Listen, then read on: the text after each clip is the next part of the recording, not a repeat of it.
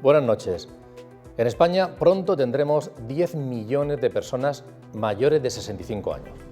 Una franja de edad que crece sin cesar, lo que se ve como un problema por cómo pagarles las pensiones, por la sanidad que consumen, las plazas de residencia que precisan.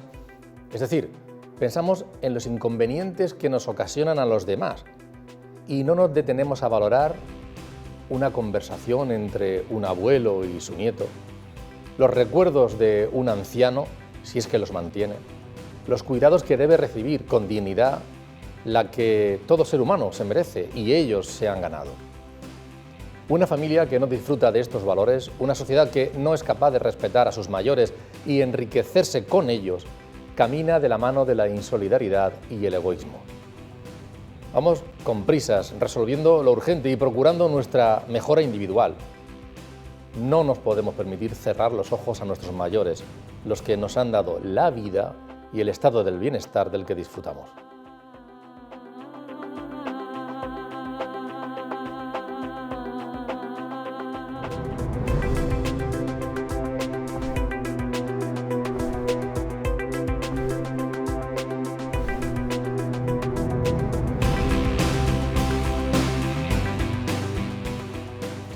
Buenas noches y bienvenidos al debate en Popular Televisión.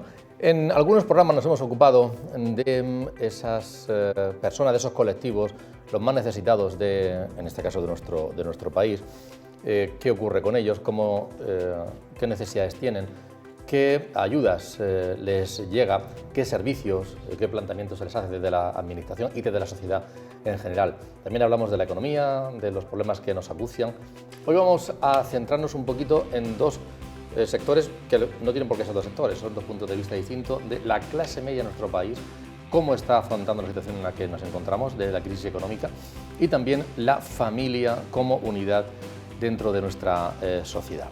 Hablar de la clase media y valorar su importancia, si ustedes buscan información por parte de los economistas, da igual de la ideología que tengan, señalan que es fundamental no por mantener privilegios, sino precisamente para reducir ese gran colectivo que tenemos, por desgracia, de los más necesitados, y para que esa sociedad del bienestar la puedan mantener con su estabilidad económica. Vamos a analizar estos temas y vamos a tener, además de nuestros invitados, testimonios importantes, muy importantes en el transcurso de la noche. Les presento a quienes están en la mesa de tertulia. Víctor Mesaguer, un placer, bienvenido, buenas noches. Un placer compartido. Gracias. También nos acompaña Mercedes Carmona, ella es la vicedecana de ADE de la Universidad Católica de Murcia. Mercedes, un placer contar contigo. Un placer. Gracias. Vale. Buenas noches. Y también Paco Morales, es el director del Colegio La Inmaculada de Yecla, de la Fundación Alma Mater, Colegios Católicos de esta casa. Y además es una persona que estudia, le gusta desde hace muchos años el asunto de la demografía y nos va a echar una mano también a la hora de analizar algunas cuestiones importantes. Paco, bienvenido, buenas noches. Muchas gracias por la invitación, buenas noches. Víctor, la importancia de ese sostén que se dice con frecuencia de las clases medias y el momento actual. Si tuvieras que hacer una radiografía de la misma, ¿cómo la ves? Pues yo creo que el momento actual es un momento que es imprevisible, de muchas incertidumbres. Y claro, en un momento de incertidumbre, Antonio, la familia se convierte en un espacio de seguridad y crecimiento para todos, especialmente para los más vulnerables, los más jóvenes y los mayores. Decimos seguridad y crecimiento porque solo cuando las personas se siente que es escuchada, llamada en un entorno seguro, que es la familia, tiene confianza para creer y para crecer, pero para creer también. Son dos palabras, creer y crecer, que a mí me gusta unirlas a menudo. Yo creo que cuando las dos personas deciden crear una familia es un acto revolucionario que debería ser motivo de gozo para todos, porque lo que nos están diciendo es que ambos disponen limitar su libertad individual para hablar de una libertad común, una libertad compartida. Y sobre todo, en este momento de crisis de valores, de relativismo moral, es bueno recordar, sobre todo de la perspectiva cristiana, que la familia es un espacio íntimo donde aprendemos la verdadera libertad, que es aquella que nos permite ser libres de nuestros vicios y dueños de nuestras virtudes. Bueno, yo creo que la familia, y lo ha demostrado un reciente estudio de una iniciativa del presidente, que fue el Observatorio de la Familia. Esta crisis, muchos ciudadanos, muchas personas vulnerables la han podido llevar mejor gracias al apoyo de sus familiares. Es decir, tan importante como las políticas públicas ha sido la red de apoyo familiar en un momento de crisis, que además, y aunque de eso Mercedes sabe, digo Mercedes porque la conozco más que yo, que además nos remite a algo muy importante, y es a la formulación del principio de subsidiariedad por el Papa León XIII. Hay cosas que no podemos dejar solo en manos del Estado ni en manos de nadie. Todos tenemos una parte de corresponsabilidad y la familia la tiene. La clase media, por no alargarme mucho, mira, la clase media es muy sencillo. Yo por razones de cooperación de esta universidad tengo la enorme suerte de viajar y antes de estar en la universidad también por muchos países de América Latina. La gran diferencia entre un país de América Latina y España son las clases medias, no hay clases medias. Brasil, que hay 200 millones de habitantes, pues habrá 10, 15 millones con una riqueza insospechada en España, mucho más ricos que los ricos de aquí. Pero claro, tienes 185 en extrema pobreza. Eso en Occidente lo teníamos resuelto, pero aviso a navegantes, empieza a no ser verdad. El problema de las clases medias es que mucha gente está siendo sacada de la clase media, que mucha gente está siendo abocada a los extramuros de la dignidad laboral, de la dignidad social, etcétera, etcétera. Yo creo que, por ejemplo, es alarmante que en los últimos años en Occidente, que tanto se nos llena la boca de políticas de cohesión, cada vez sean mayores las diferencias entre las rentas más altas y las rentas más bajas. Algo estamos haciendo mal. Mercedes, no sé si, al margen que estamos haciendo mal, realmente esa situación es tan importante la clase media y estamos en esa situación de debilidad. Sí, indudablemente, al hilo de lo que ha dicho Víctor, las clases medias son las que articulan el sostén del tejido productivo de un país y el sostén de la estabilidad económica en el país. Las clases medias, además, hacen una aportación neta al Estado en forma de impuestos. En general no son receptores de subsidios ni de transferencias, sino que aportan y por lo tanto sostienen ese estado del bienestar o el estado que posibilita las transferencias de renta a los más desfavorecidos. Y además las clases medias suelen ser asalariados o trabajadores por cuenta ajena o autónomos o dueños de pequeños negocios que son los que mueven el tejido de un país, el tejido productivo. Por eso esta crisis les ha afectado tanto, porque las medidas draconianas que se tomaron en un principio, de los confinamientos y las restricciones de movilidad, han afectado directamente a sus ingresos, los han reducido o en muchos casos los han eliminado. Se han cerrado más de 90.000 empresas de forma definitiva, y eso ha supuesto una caída del PIB en 2020 de más del 10%, una caída brutal que no se conocía desde hacía años, hacía décadas. Y bueno, pues lógicamente todos estos perjuicios sobre la clase media tienen una repercusión directa y automática sobre las familias, que son las que componen esa mayor parte de la clase media. La última encuesta de condiciones de vida del INE indicaba que el porcentaje de personas en peligro de pobreza grave llega ya al 7%, unos niveles que no se conocían desde los peores años de la anterior crisis que empezó en 2008. Entonces, sí, realmente esta crisis ha sido un golpe para las familias. Paco. Efectivamente. A ver, cada vez que hay una crisis, pues lógicamente alguien la tiene que sentir más. Los que más la sienten son los pobres. Los más vulnerables son los que siempre lo pasan peor. Pero esta crisis nos ha tocado a todos un poco. Los más ricos han continuado con su riqueza, incluso muchos han enriquecido más por los negocios que han tenido, pero la clase media, que es el cobijo y que el constructo, o sea, el poderla construir ha costado muchísimo en Occidente. Hay que recordar que hasta la Revolución Industrial, esa masa de proletarios, ¿no?, todas las huelgas del siglo XIX, y en España todavía más. Entonces, el surgimiento de la clase media ya en el siglo XX en España, y ha costado muchísimo. Entonces, esas personas ya se han asentado con unos niveles económicos aceptables, que eso le permite un cierto consumo. Claro, el consumo, en muchos casos, yo lo he visto personalmente en mi trabajo, ¿no?, como determinadas familias que gozaban de una renta bastante aceptable y que incluso sus negocios los habían hipotecado o habían pedido préstamos para mantener sus negocios, de momento eso se corta. Entonces se ven abocados a tener que pagar una hipoteca, un negocio, sin tener ingresos. Claro, eso les lleva muchas veces hasta las colas del hambre. Entonces ha sido y está siendo dramático para muchas familias, y pienso que hay que reforzar esta idea de que la clase media es el sostén, porque es una clase puente y en España es muy abundante, afortunadamente. ¿Qué ocurrirá en adelante? No lo sabemos, pero es necesario que la clase media no se destruya. Al revés, cuanto más clase media haya, creo que habrá menos pobres y será también un apoyo importantísimo para la economía. En cualquier caso, lo que se dice también, Víctor, es que los ahorros han subido. Durante el tiempo de la pandemia hay datos de la banca de que se ha ahorrado. Otra cosa es quién ha ahorrado. Seguramente pues quien tenía, como no salía, no había consumo, pues a lo mejor quien tenía el sustento asegurado y ahora pues se plantea qué hacer con esos dineros. Y también esa clase de los muy ricos se ha incrementado esa riqueza. Pero al final hay que plantear volver a la actividad. Han ahorrado unos más que otros. Sí. Todo el mundo no ha ahorrado. Es verdad que si hay algo que el dinero le tiene pánico es al miedo. Y la crisis ha supuesto miedo y la gente ha guardado, claro que sí. Es decir, cada uno en la función de sus posibilidades. Pero insisto, es que la crisis ha supuesto una incertidumbre de no saber. Esta crisis tiene problemas de incertidumbre, de miedo, problemas de salud mental con la gente más joven que algún día deberíamos abordar y en profundidad. Yo hoy, por ejemplo, hablaba con una alumna 5 meses en casa con depresión. ¿Sí? La crisis tiene impactos importantes. En el tema de ahorro, hombre, Antonio, si estás aislado en tu casa es que no te queda otra, es decir, tienes que ahorrar.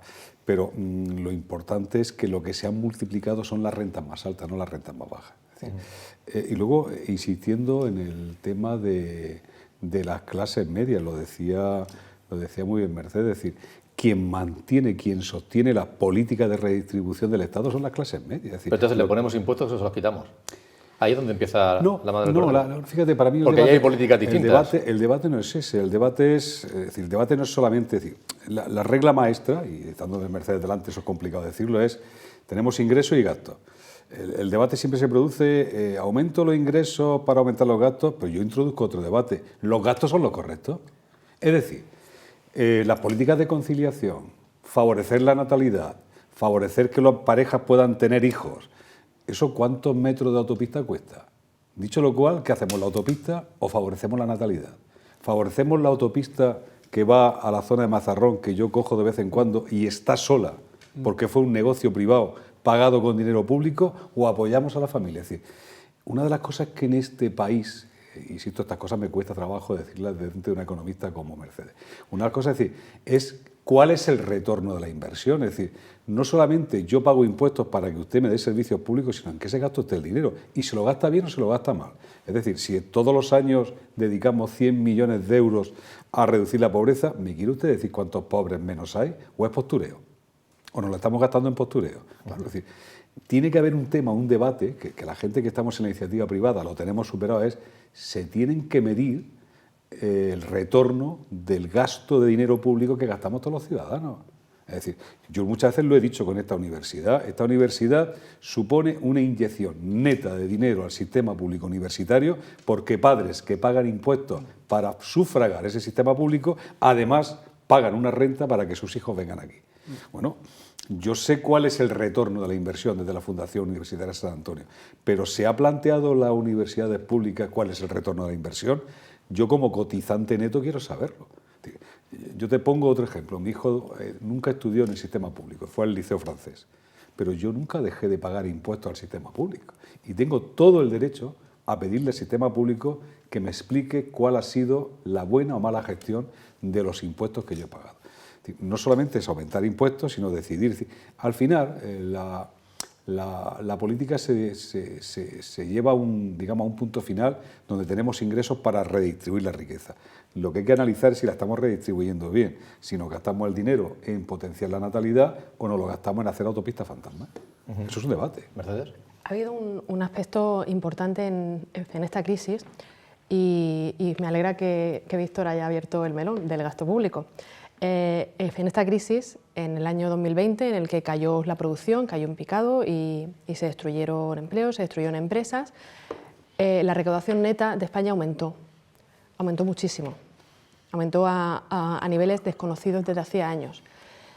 Cosa bastante sorprendente, ¿no? en un país en el que se ha detenido toda la actividad económica. Y simultáneamente se ha disparado también el gasto público, que está ya superando el 50% del PIB. Entonces, totalmente de acuerdo con lo que planteaba Víctor, es que tenemos que pararnos y analizar la eficacia de ese gasto público, o sea, ¿realmente sirve para lo que lo estamos haciendo?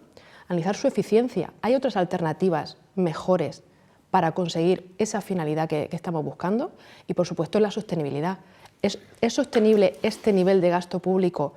Porque, claro, podemos caer en el riesgo de caer en un estado clientelar que lastre por completo la posible recuperación económica. Entonces, bueno, pues quizá es hora de poner sobre la mesa todas estas cuestiones y decir, sí, es normal y es deseable y es razonable que aumente el gasto público en una época de crisis, puesto que bueno, es necesario hacer una serie de transferencias de carácter social a los más desfavorecidos, por supuesto, debe ser así. Pero vamos a entrar al detalle, en lo que se está gastando, dónde y cómo se está gastando, si es eficaz, si es eficiente y si nos lo podemos permitir en esos términos. Y bueno, eso es un tema que hay que abordar. Cuando hables yo quiero matizar una Sí. cosita en positivo, Sí. o lo hago ya, decir, Ya. lo hago muy breve. Lo que dice ella es una gran verdad. Yo voy a poner un ejemplo que conozco de cerca. Dinero que nos gastamos en políticas de igualdad. ¿Es postureo, es marketing o estamos abordando el problema? ¿O es una red clientelar para financiar a gente con intereses electorales? Es que yo ese debate quiero abrirlo. Porque si vamos a incidir en la realidad, no tengo problema. Ahora, si estamos pagando clientelarmente a entidades con objetivos electorales, dígamelo, porque entonces ese dinero, yo pongo un ejemplo, Francia, que no es un ejemplo para mí en casi nada, se propuso hace 5 años incrementar los índices de natalidad, con medidas de apoyo a la familia, lo ha conseguido. En vez de preocuparnos tanto por la inmigración, la no inmigración, oiga, hay políticas de favorecimiento para favorecer los índices de natalidad, el crecimiento vegetativo, pero hagámoslo. Pero muchas veces cuando hablamos de fondos públicos, de gasto público, a uno le queda la duda, esto es postureo, hay algo de verdad, hay un objetivo real, hay una medición del gasto y del retorno del gasto. Pues ese debate la Administración tiene que empezar a vivirlo. Y perdona, pero es que este tema me cabrea, me hace sacar cierta vehemencia. Estos temas económicos a mí se me escapan un poquito, pero yo sí que puedo poner un ejemplo. Yo estoy en la enseñanza concertada. La enseñanza concertada da igual, no voy a decir mejor, no voy a ser pretencioso, ¿no? Pero da igual de calidad, al menos que la enseñanza pública. El gasto de un alumno en la enseñanza concertada es prácticamente la mitad que en la enseñanza pública. ¿De dónde se detrae ese gasto tan pequeño? Pues, lógicamente, el profesorado, su nómina es mucho más pequeña y trabaja más horas. Entonces, al final, se consigue dar un servicio a la sociedad extraordinario, que es educar a unos chicos, la libertad de poder elegir y a un coste mínimo. Esa creo que debe ser la vía. Igual que se ha hecho con el concierto educativo, que es muy, muy beneficioso para el Estado. Lo pasa, claro, aquí tenemos en la política. Hay comunidades autónomas que son mucho más proclives a la enseñanza pública y eliminar la concertada. Tenemos ahí una ley nueva que empieza a recortar derechos por la parte de abajo. Está empezando a recortar derechos. Esto ya es otro debate. Pero bueno, la idea es esa. El poder, de alguna manera, el gasto, tenerlo en cuenta y ver cómo muchas veces la iniciativa privada ahorra mucho dinero al Estado y da un servicio extraordinario. Y recordar que la concertada se puso en marcha para llegar donde lo público no llegaba. Claro, porque había una idea de subsidiariedad, de complementariedad. Y que además en la Constitución se hizo un pacto Claro. que algunos han olvidado también. Sí. Vamos, esta semana, el martes, estuvo aquí en la Universidad Católica el Monseñor Vicencio Paglia. Vicencio Paglia, él es gran canciller del Pontificio Instituto Juan Pablo II para estudios sobre matrimonio y la familia y también es el presidente de la Pontificia Academia para la Vida. Es, digamos que, la mano derecha del Papa Francisco en estos ámbitos de familia. Y, bueno, pues fue todo un lujo escucharlo y yo aproveché para hablar con él, conversar con él durante unos minutos. Voy a ofrecerles la entrevista completa, les pido también a los invitados que la escuchen, porque apunta unas reflexiones muy importantes sobre varios ámbitos. Por una parte, sobre la familia, la importancia, sobre el papel de los ancianos, qué está pasando con los ancianos, sobre la natalidad, hacia dónde vamos y la crisis que nos puede estar abocando, y también, por cierto, el papel que está jugando esta universidad en estos ámbitos. Escúchenlo ustedes, son reflexiones francamente importantes. Por cierto, que la Santa Sede las ha reflejado en una Carta de Derechos de los Mayores y Deberes Comunitarios que ha trasladado al Gobierno de Italia y que va a crear una comisión mixta y que va a emanar de ahí seguramente políticas públicas que se van a poner en marcha en Italia y que aquí en España esta casa, la Universidad Católica, la va a trasladar también en el mismo sentido al Gobierno de España. Víctor, estuviste en esa reunión el lunes por la tarde en donde se habló precisamente de esa Carta, ¿no?, de Derechos de los Mayores y Deberes Comunitarios. Se habló de esa carta y se habló del lugar de privilegio que ocupa la Universidad Católica, la Fundación Universitaria San Antonio, la única católica fundada por un laico además con una familia importante, para precisamente hablar de este tema, promover los valores de la familia, dentro de la familia los cuidados a las personas más vulnerables, que son los más mayores y los más jóvenes. Mira, yo en la reunión con Paglia, la sensación que yo saqué es que él nos daba una lección muy importante de que ninguna crisis nos hace mejores, simplemente exacerba nuestras tendencias individuales y sociales más profundas.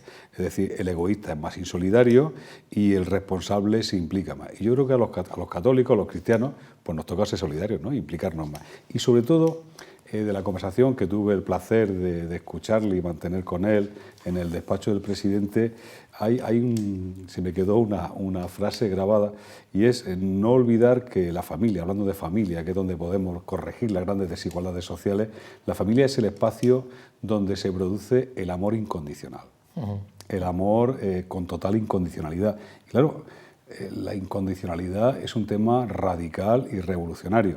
Yo, revisando la conversación con el señor Paglia, me recordé un texto de San Pablo, que hoy me lo he traído escrito para recordarlo, sobre el amor incondicional, ¿verdad? Que dice que el amor es paciente, es servicial, el amor no es envidioso, no hace alarde, no envanece, no procede con bajeza, no busca su propio interés, no irrita, no tiene en cuenta el mal recibido, no se alegra de la injusticia, sino que se regocija en la verdad.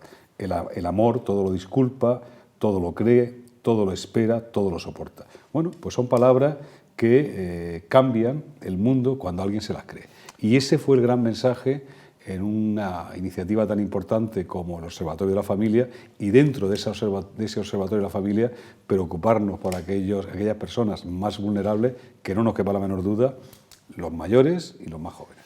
De reflexiones importantes luego emanan acciones y políticas públicas, y de esas reflexiones vamos a escucharlas ahora.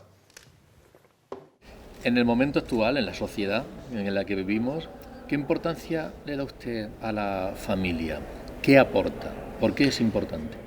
Es importante porque la familia podríamos decir que es la célula de la sociedad. Sin el empiezo de la creación, cuando Dios confió a la alianza del hombre y de la mujer, esta alianza por la primera realidad es la familia, el cuidado de la creación y de la generación. Es decir, que el hombre y la mujer son responsables de la historia y de la custodia de esta casa común que es nuestro planeta. En este sentido, la gramática de la convivencia humana se aprende en familia. Allá hay una realidad plural, no de personas humanas, de seres humanos, todo igual. Son todos diferentes, todos. Igual en la dignidad, pero diferentes en la misión. La solidaridad, la amistad, la paciencia, el perdón, el sueño común, nosotros lo experimentamos en la familia.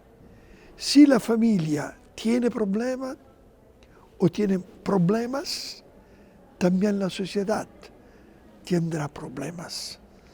Por eso yo creo que es necesario reflexionar sobre la importancia de este lugar, porque es el lugar donde aprendemos la lengua materna de la convivencia pacífica entre diversas personas. Pero seguro que hay amenazas, que hay problemas a los que se enfrenta la familia. ¿Cuáles serían esos? ¿Cuáles son los principales problemas para que la familia en estos momentos sea una unidad fuerte? Ustedes saben muy bien que del principio en la familia o entre el hombre y la mujer fueron problemas. Sí. Fin del principio. El tema no es la ausencia de los problemas, es la fuerza de resolverlos, es la capacidad de ser más fuertes que la división. Hoy, malauguratamente, la cultura de la mayoría es una cultura que podríamos decir hiperindividualizada. Cada uno piensa para sí mismo. Hemos perdido, deconstruido, mejor, el nosotros. El yo es el rey de la historia de cada uno de nosotros. Como una nueva religión, la egolatría, el culto del yo. Tenemos que mutar, imponiendo el nosotros como el sueño de nuestra convivencia. Por eso yo creo que es necesaria una transformación espiritual, cultural, política, económica, y continuamos. Es decir, que el bien común es el bien de mí mismo. Y la pandemia nos dado una lección increíble. Nosotros somos todos ligados, todos juntos, uno con los otros. Por eso el individualismo es el enemigo. La solidaridad, la fraternidad, decía Papa Francisco, es la verdadera vacuna para guarir de todas las maladías. Y a los ancianos, a los abuelos, ¿qué importancia le da usted en la familia, para la sociedad, para los pequeños, para todos? ¿Están bien considerados en estos momentos? Hoy, a la diferencia de los pasados, la población de los viejos es una población enorme. Nosotros, yo soy un viejo, yo tengo 77 años, ellos son ancianos, son viejos. El riesgo que la sociedad a nosotros viejos, sobre todo cuando vivimos la debilidad del cuerpo o de la mente, nosotros somos rechazados. Este es un peligro enorme, porque tenemos que redescubrir la solidaridad entre las generaciones, los niños, los jóvenes, los adultos, los ancianos. Es como un palacio de 4 pisos. Todos tenemos que estar juntos. Otra vez sería como si en este palacio faltan las escalas y los ascensores. Este es un peligro muy grande porque la vitalidad de una sociedad es el encuentro entre estas 4 generaciones. Esta es la riqueza de todos. En este sentido, tenemos que hacer una verdadera revolución cultural que se pase inmediatamente en una nueva política, en una nueva economía. Los viejos sovente los sentimos como un peso, una carga. No es así. Puede ser una riqueza. depende de cómo nosotros creemos el desarrollo de una sociedad. Y si el desarrollo expulsa una parte de la humanidad, es un desarrollo deshumano. Nosotros tenemos que conquistar una nueva perspectiva humanística, las 4 generaciones que por la primera vez en la historia viven juntos, tienen que enriquecerse visiblemente. ¿Y la natalidad? Cada vez en Europa está más baja y también genera una enorme preocupación. Parece que por la dinámica de la vida, por los ritmos, por el trabajo, por la mentalidad, cuesta más tener hijos. Para mí es uno de los peligros más fuertes del futuro de los países occidentales, sobre todo. Porque son muchas pocos los nacimientos. Cierto, hay razones económicas, pero para mí es una razón más profunda. Falta la esperanza por el futuro. En la egolatría de que hablamos, el individualismo nos empuje a pensar en el futuro, nos empieza a soñar una realidad, humanidad más amplia, más bella. Cada uno piensa que la vida termina en el pequeño cerco de mí mismo. El amor es muy bajo, muy individualizado, es en el presente, no el sueño del futuro. Por eso es difícil haber niños si nosotros no tenemos el sueño de un futuro de la humanidad. El individualismo significa presentismo. El amor significa una mira muy amplia por el futuro. Tenemos que decir al Occidente, a la sociedad más desarrollada, que si nosotros no tenemos el sueño de una sociedad que continúa, el riesgo es de quedarse en sí mismos.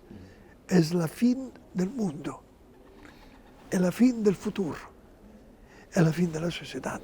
Hablando de los niños, usted decía hace poco que ahora con la pandemia, con las restricciones, que es importante que se abrieran las escuelas, los colegios, que los niños vayan, que se relacionen, por lo que supone de aprendizaje, de relaciones sociales. Es absolutamente, sí. muy importante.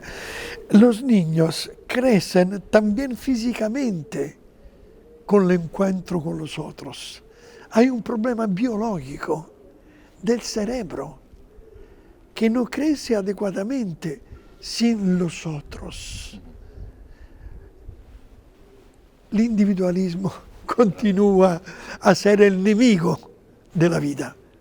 Por eso yo creo que la escuela, por los niños, por los jóvenes, es esencial por la crecida.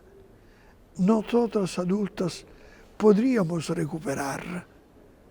Los niños, si faltan un año de escuela, significa un año de falta de crecida humana, biológica, de aprendimiento, de capacidad de relacionarse.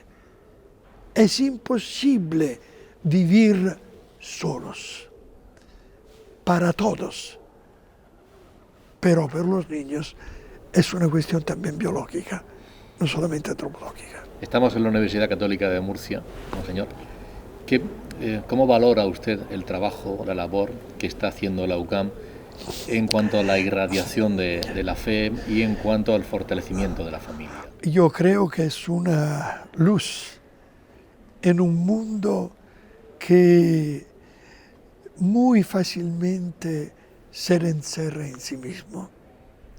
Aquí en Murcia nosotros podemos experimentar la fuerza de la fe que se transforma en cultura, la fuerza del Evangelio, que no es solamente para los creyentes, el Evangelio es para todos, para el mundo entero.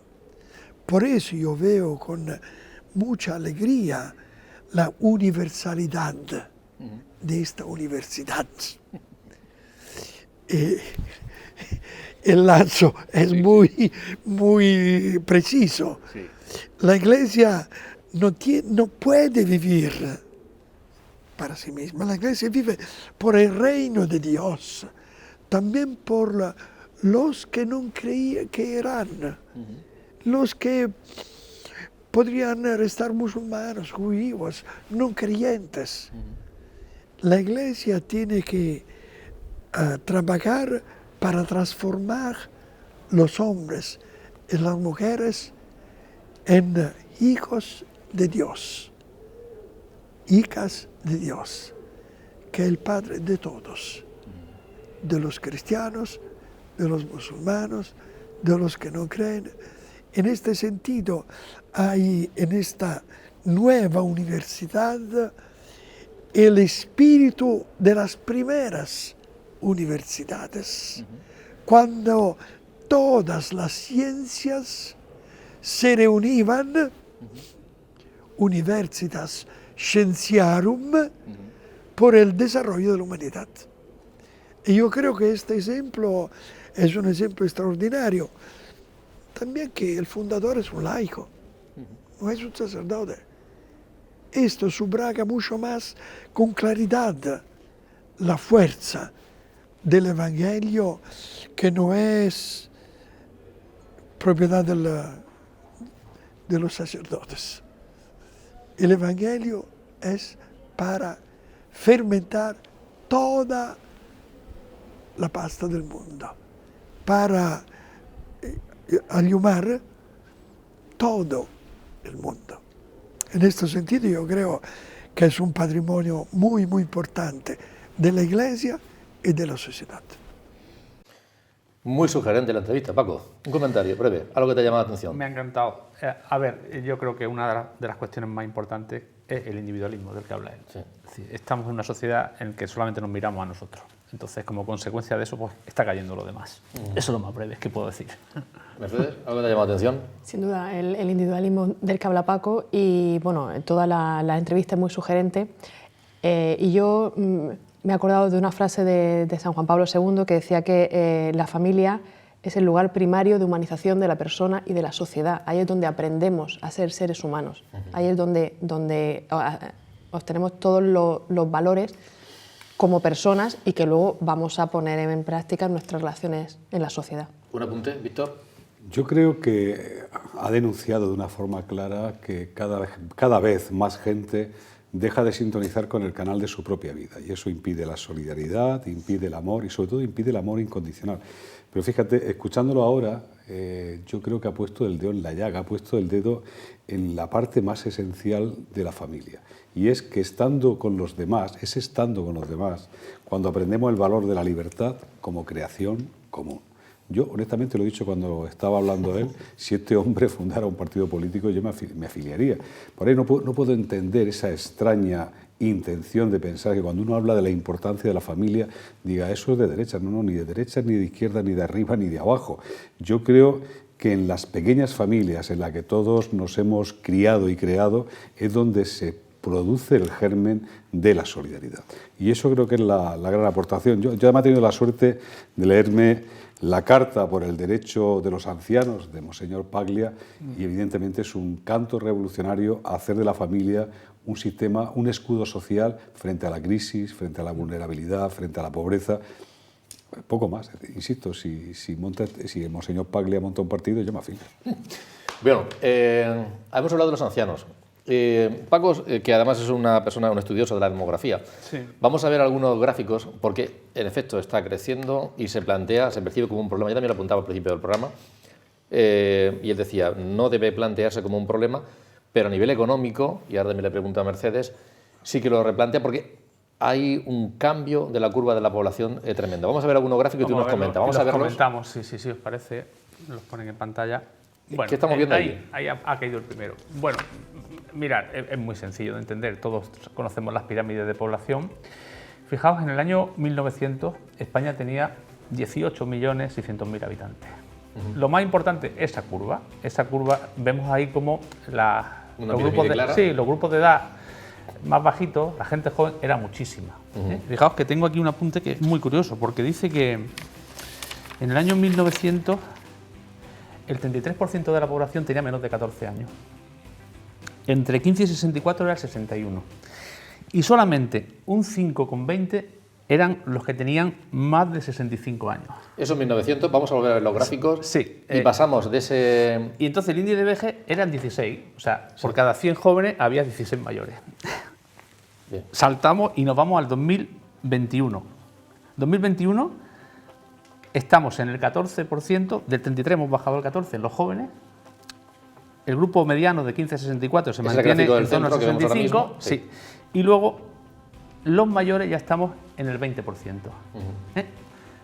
Eso va cambiando, fijaos en el año 60, como ya la pirámide se va reduciendo un poquito, pero estamos en el baby boom, todavía es una época de mucha natalidad, y ya hemos pasado 60 años después, al 2020. Vemos cómo la parte de abajo es ridícula ya, es una pirámide totalmente envejecida, donde hay otras perspectivas. Vamos a pensar que, ahora veremos otra imagen, vamos a pensar que para el año 2050 un tercio de la población va a estar jubilada. 2050. Vamos a ver un gráfico precisamente de una perspectiva. Aunque nos jubilemos más tarde. Entonces, claro, va a cambiar todo. Es decir, quizás hagan falta menos escuelas y más geriátricos. Quizás... Esa es Sí, esa es la previsión en el año 2040. Habrá que preparar esta sociedad para poder dar una asistencia a las personas mayores que la van a necesitar. Esperemos que estemos nosotros ahí, ¿no? Sí. Bueno, entonces fijaos en ese reto que tenemos demográfico, que es fundamental, porque habrá que replantear todos los sistemas de pensiones, la aportación de las personas mayores, qué vamos a hacer con los colegios, porque claro, nos van a sobrar muchos maestros, aunque bajemos la ratio, ahora están 25, bueno, hay comunidades autónomas como Asturias que están en 15, 18. Por eso están algunos preocupados. Claro, los políticos no están preocupados porque es muy cortoplacista el tema. Es decir, bueno, va a estar 4 años, no me preocupa mucho. Pero esto es un tsunami que nos viene encima y no se está haciendo mucho caso. Se está hablando mucho de vaciamiento demográfico, que la gente se marcha del pueblo a la ciudad. Sí, también es verdad, es una realidad. Pero bueno, se van todos a la ciudad y allí envejecen. Sí, pero por ejemplo, los colegas de la pública dicen, ostras, de crecimiento vegetativo, la UCAM 22.000 estudiantes, pon tu barba a remojar. Mercedes, ¿cómo ves esa curva? Las consecuencias también, luego hablaremos, porque decíamos, señor Paglia, de aspectos que esto es una revolución, que implica cultural, social, de valores, de un montón, pero en el bien económico esto tiene muchas consecuencias. Evidentemente tiene consecuencias. Está claro que esta gran masa de población por encima de los 65 años, que es la primera vez que hay tantísima población por encima de los 65 años, no participa en la economía desde el punto de vista de la producción, por supuesto, pero sí tiene un papel activo en la economía. Desde el punto de vista del consumo, ahí hay muchísimos consumidores activos que están teniendo un papel en la economía.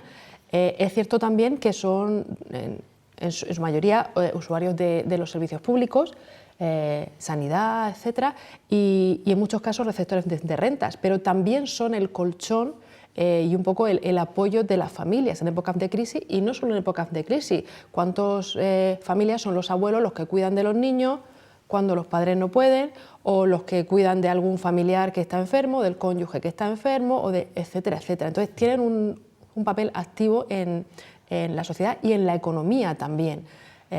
No solamente son meros perceptores de rentas que detraen recursos del sistema, es que también están ahorrando al sistema y también están contribuyendo al sistema. Pero en cualquier caso, más allá del valor instrumental que puedan tener o no tener, es que cada vida tiene un valor intrínseco per se. Entonces no tiene en absoluto justificación plantear si los podemos descartar o no, si son válidos para la sociedad o no. Es que es un debate en el que no se puede ni entrar. Cada vida tiene un valor intrínseco, Entonces, bueno, pues como sociedad quizás debemos replantearnos si hay que hacer menos escuelas y más geriátricos. Bueno, pues quizá es el momento de plantear Pero eso. esa parte baja de la pirámide, que es cada vez más estrecha,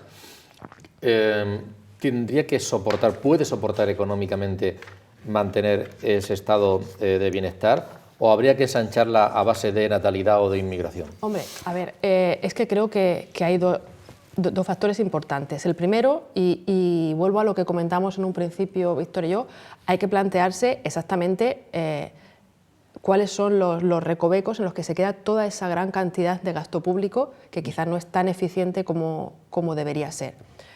Y por supuesto, también hay que aumentar la base de la población.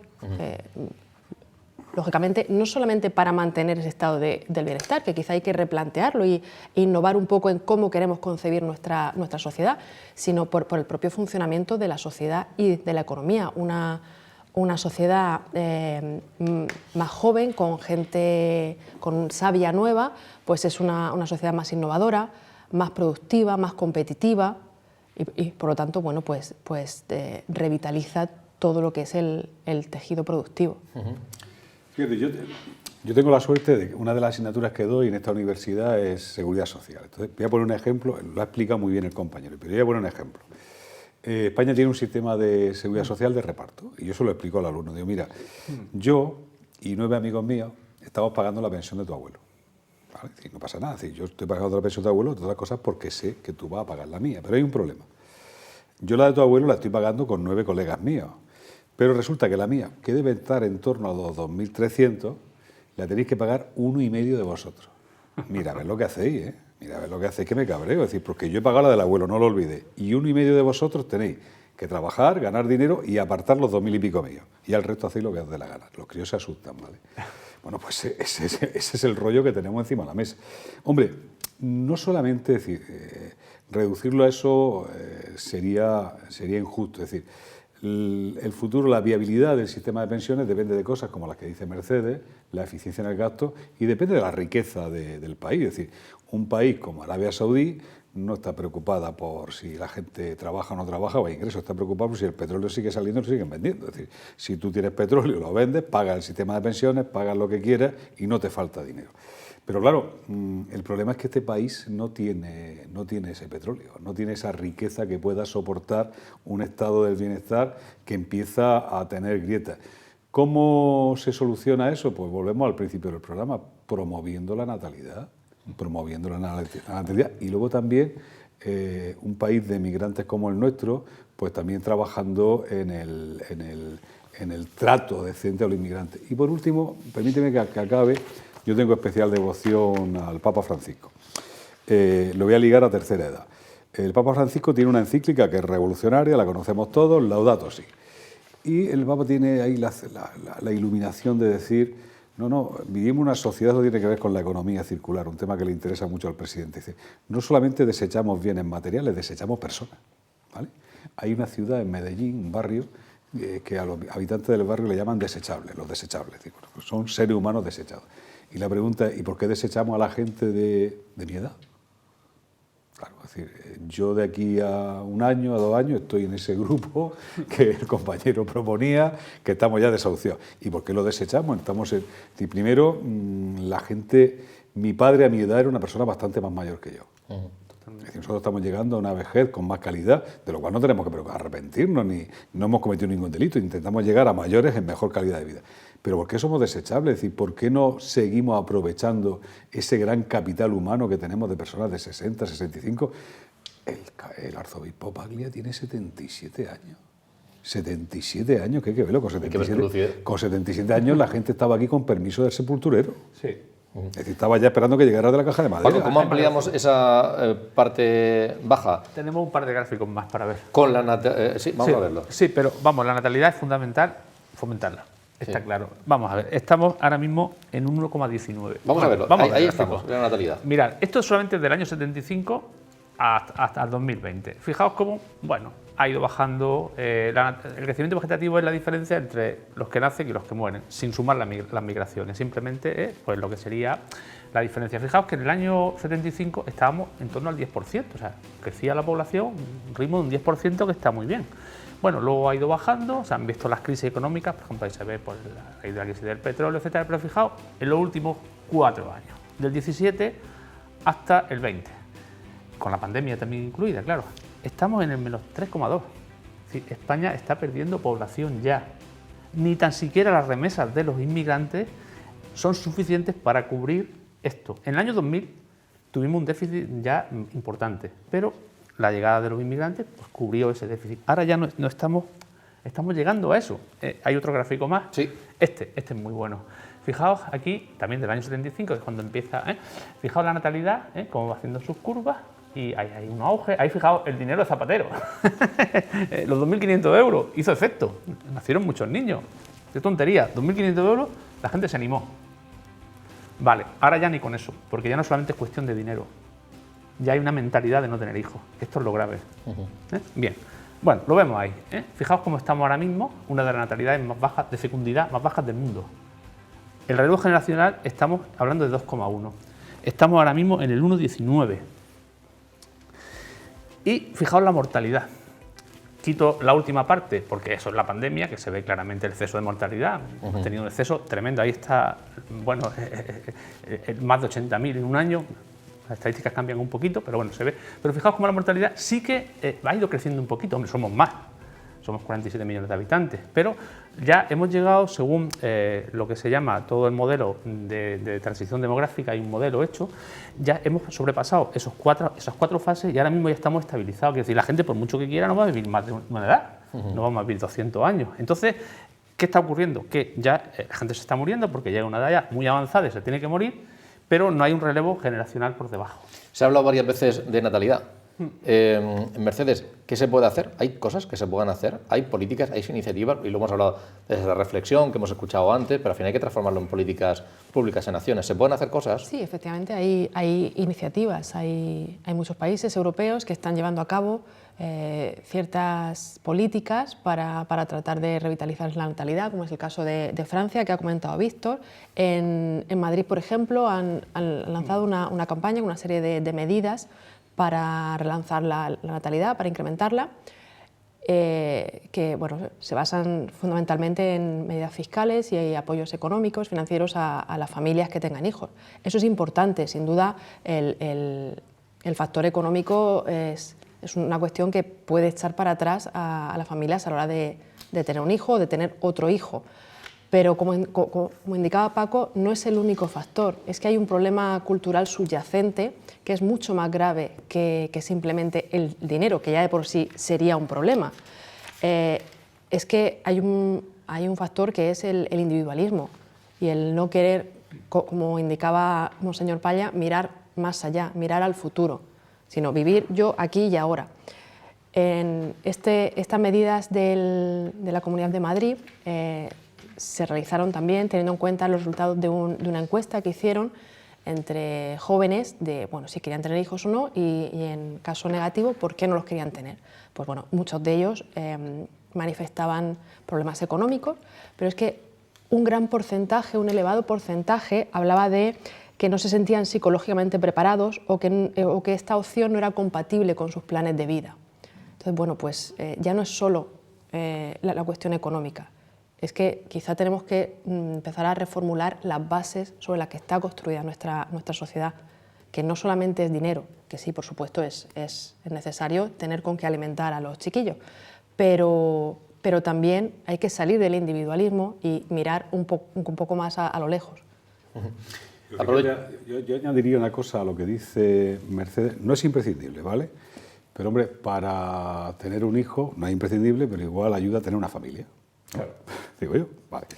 Claro, hablamos de la familia como unidad económica, social, cultural y religiosa. Porque tener una familia, la segunda pregunta, ¿para qué tienes una familia? El para qué, los por qué son muy importantes y los para qué también. Con esto, ¿dónde quiero llegar? La mejor política de natalidad es apoyar a la familia y apoyar que las familias, además, tengan valores y sepan su valor trascendente, es decir, qué sociedad quieren construir. Y, claro, si tuviéramos familias, vamos a barrer para casa, si tuviéramos familias que representen los valores del cristianismo, por ejemplo, algunas cosas nos las replantearíamos. Ahora quiero hablar no de los que nacen, de los que se mueren. Ahora de los que se mueren. Cuando teníamos en toda la crisis, en plena pandemia, decía, hombre, pues si tenemos que elegir entre que se salve uno de 40 o que se salve uno de 70, pues que se muera de 70. Yo en aquel momento me lo planteé, digo, muy fácil, que el Código Penal lo cambiemos y digan, si mata a Mercedes, que es más joven que yo, 5 años. Si mata a Víctor, pues joder, pues 1 año. Si como es viejo y su vida vale menos, pues claro, es que estamos en un momento de relativismo moral, es decir, insisto, yo estoy bromeando con esto, es decir, porque uno de los, creo que instrumentos para potenciar la natalidad es favorecer la familia y, ¿por qué no decirlo en esta casa? La familia con valores cristianos, porque sabes para qué has constituido la familia, es decir, en un momento donde la gente joven para constituir familias tiene unas dificultades que no quiero contar porque me meto ya en otro charco. Bien, como los 3 invitados que tenemos aquí son docentes y además son padres, ha hecho una referencia, señor Paglia, a que los niños, dentro de sus cuidados y con precaución, que vuelvan a los colegios, que se relacionen. Hemos pasado ahí unos 2 años con muchas limitaciones. Hemos querido coger algunas opiniones al respecto de lo que ha ocurrido. Nos ha dado su opinión, qué ha ocurrido en estas fechas, qué mermas se pueden haber producido, cómo se han atendido. Nos ha atendido Juana Mulero, presidenta del Consejo Escolar de la región de Murcia. Rotundamente no. El nivel de formación sigue siendo el mismo porque el trabajo realizado por los docentes, por los equipos directivos y por la comunidad educativa en general ha sido un trabajo fantástico, intentando que las deficiencias que se pudieran producir con motivo del confinamiento o de la no posible asistencia de un alumno a clase se vieran totalmente superados por el trabajo de los docentes, por la preparación de los materiales, por la retransmisión de las clases en streaming, por la grabación de las clases, de manera que los niños no tuvieran un perjuicio en su formación. La formación de los niños tiene que estar por encima y el carácter curricular de las enseñanzas tiene que estar por encima de cualquier otra circunstancia. Sí que se debe adaptar la manera en la que se transmiten esos conocimientos, precisamente por la situación en la que estamos viviendo. Pero en Murcia no se ha relajado la exigencia en ningún caso, ni para la promoción de alumnos, ni en cuanto al carácter curricular. Sí que se establecieron mecanismos con la pandemia que permitieran a los docentes, con el plan de contingencia, que permitieran a los docentes incluir contenidos en cursos diferentes para que se pudieran ir abordando esos contenidos que durante el confinamiento duro, que fueron el último trimestre del 2019-2020, durante ese trimestre no se dieron, con lo cual se ha permitido que los docentes vayan incorporando esos contenidos a fin de que al final la formación de los alumnos no se viera perjudicada. El tener a los niños en casa o el haber tenido el que en algunos momentos estén confinados y tengan que tener las clases online y demás es complicado. Estar pendientes de los chicos, porque realmente ellos han sufrido igual que nosotros esta irregularidad en la continuidad de las clases y hay que estar sobre todo animándoles porque necesitan mucho apoyo emocional los niños que han sufrido esto pues igual que nosotros. Vamos a separar un poquito por niveles de enseñanza. Infantil, primaria, secundaria, porque tiene características distintas, no son todas iguales, ni mucho menos. Y nos echa una mano Antonio Guillén, director del Colegio San Vicente de Paul del Palmar, de la Fundación Alma Mater, pedagogo también. Evidentemente se ha notado un descenso en el nivel educativo. Yo diría que es diferente en primaria de infantil. En primaria, gracias a Dios, aunque el nivel se ha notado, los alumnos son de otra manera, y además la educación es muy cíclica, con lo cual lo que se da en primero luego se repite en segundo o en tercero, lo mismo pasa en cuarto, quinto, sexto, los famosos tramos. Secundaria es otro tema, ¿no? ¿Por qué? Ya no, porque la clave no es solamente los aprendizajes que se han perdido, sino la forma de enseñar. Los alumnos adolescentes necesitan la presencialidad. Hay que buscar un equilibrio muy importante entre la exigencia, porque hay que volver a exigir, porque hemos perdido, pero también la comprensión de las situaciones, sobre todo personales. La clave es tratar a cada alumno de manera individual. Para educar hay que exigir y para exigir hay que amar. Entonces, si amamos a los alumnos, los vamos a entender, vamos a empatizar y nos vamos a poner en su lugar. Y por eso no nos da miedo exigir, pero también comprendiendo esta situación tan especial que han vivido. Al final, las consecuencias del coronavirus son las consecuencias de cualquier enfermedad. como una enfermedad física en la que si he tenido una lesión muscular tengo que recuperar, y el fisioterapeuta, aunque me duela, me dice, venga, vamos a ir a un ritmo, no vamos a correr, pero tienes que hacer este ejercicio aunque duela y tienes que venir todos los días a terapia. Pues esto es lo mismo, hay que volver a recuperar horarios de estudio, hay que saber que la concentración ha disminuido pero exige de la voluntad. Entonces los padres pues tienen que ser comprensivos pero tienen que ser exigentes con sus hijos. Y nos vamos ahora hasta la secundaria y nos ha dado su opinión Isabel Saturno. Ella es la presidenta de la Asociación de Directivos de Enseñanza Secundaria de la región de Murcia. Tenemos que recuperar enseñanzas que se han ido perdiendo. Todos hicimos un gran esfuerzo cuando nos confinaron, intentando seguir con las clases telemáticas, pero no es lo mismo que la enseñanza presencial aquí día a día. Además, el año pasado, a partir de tercero de la ESO, volvimos con semipresencialidad y esas carencias sí que las estamos notando y tenemos que hacer que las recuperen. Debería recuperar con una medida que todo el mundo mira hacia otro lado y es la reducción de ratios. Eso es necesario, deberíamos de bajar el número de alumnos por clase y más en estas circunstancias en las que necesitamos estar más encima de ellos para que recuperen los contenidos perdidos. Los departamentos hacen un esfuerzo muy grande, pero cuando tenemos los cuartos de la ESO a 30, los bachilleratos a 32, a 35, pues es muy difícil darle la atención individualizada que necesitan. Nos han ayudado muchas aplicaciones pues, de enseñanza online tipo Classroom, el uso de Google Classroom, el uso de plataformas, el aula virtual de la Consejería de Educación. Eso nos ayuda a ponerle ahí contenidos que ellos se preparan por su cuenta.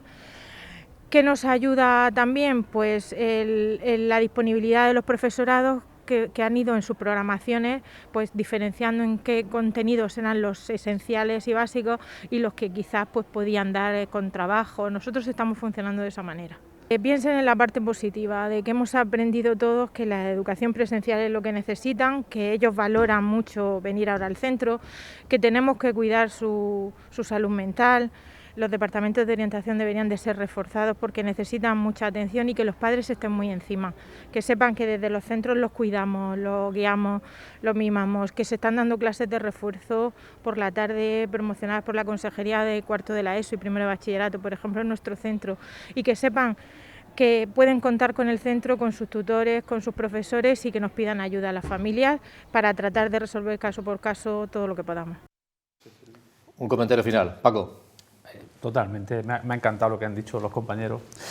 A ver, evidentemente ha habido un cierto retraso en cuestiones de programación, porque era evidente, había una brecha digital, había muchos niños que no tenían en casa internet y no se podían conectar aunque le llevara un ordenador. Entonces sí que ha habido en esa cuestión, pero a mí no me preocupaba mucho el tema de los contenidos. A mí me ha preocupado más todo el tema psicosocial.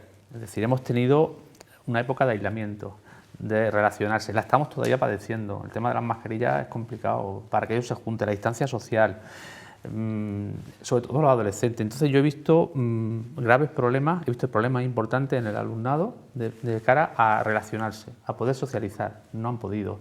Depresiones ha habido, ansiedad ha habido, miedo ha existido, tanto en los niños como en el profesorado. Entonces creo que es un tema que nos tiene que dar para reflexionar mucho de cómo enfocar esto y cómo recuperar una escuela tranquila, una escuela pues, que está comprometida con los alumnos, que eso el profesor ha hecho un grandísimo esfuerzo y también había una oportunidad para la solidaridad. Yo he visto en este tiempo mucha solidaridad, mucha preocupación por el alumno, una dedicación más que nunca. Entonces hay que hacer un gran reconocimiento al profesorado porque ha sido así. Mercedes. Está claro que el sistema educativo tiene una función de ascensor social.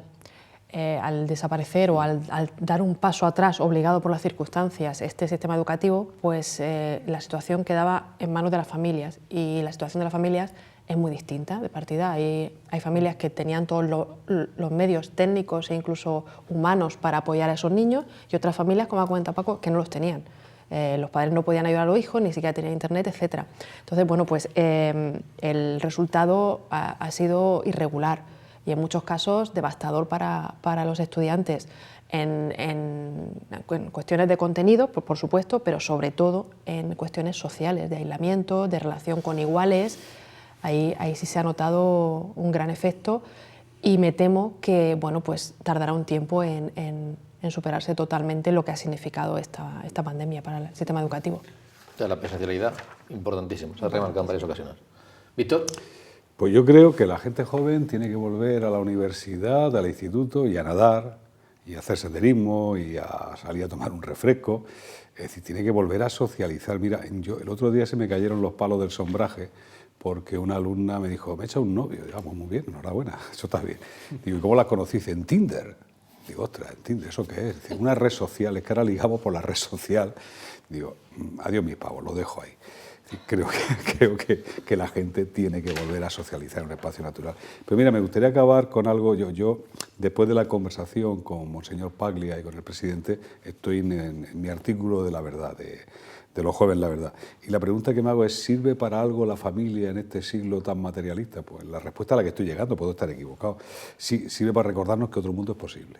Sirve para recordarnos que un mundo creado gracias a compartir en familia valores, derechos, deberes, miedos, deseos, es posible. Que pocas cosas siente uno que son tan ciertas, y una de ellas es que se aprende a amar amando. Esto no se aprende en los libros. Y quizás sea la familia que creamos y en la que nos hemos criado el único espacio del mundo en el que sabemos que podemos amar y sabemos que alguien nos ama sin pedirnos nada a cambio. Pues no es poco. Yo, en la lectura que esta semana he aprendido en esta universidad, y como aparte de profe soy alumno, intentaré aplicarla. Muy bien, pues con ello terminamos. Víctor, muchas gracias. Mercedes, ha sido un placer. Igualmente. Paco, encantado de contar contigo esta noche. Volveremos el próximo jueves, bien mediante. Gracias, hasta entonces. Que no.